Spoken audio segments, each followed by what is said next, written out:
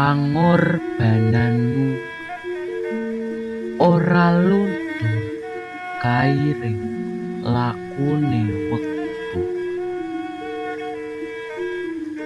Katresnanmu awujud cahyaning lintang rembulan ing langit.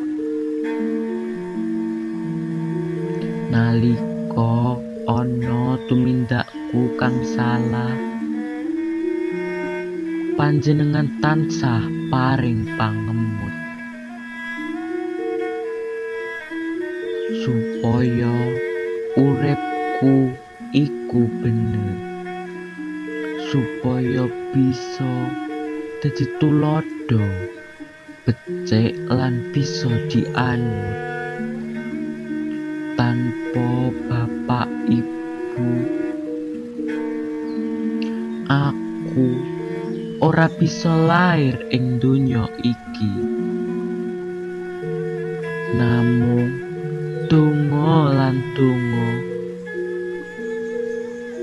nanging boten cekap nglunasi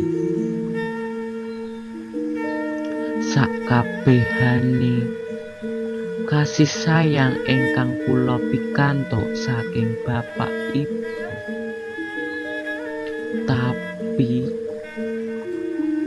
aku tansah nyuwun pangestu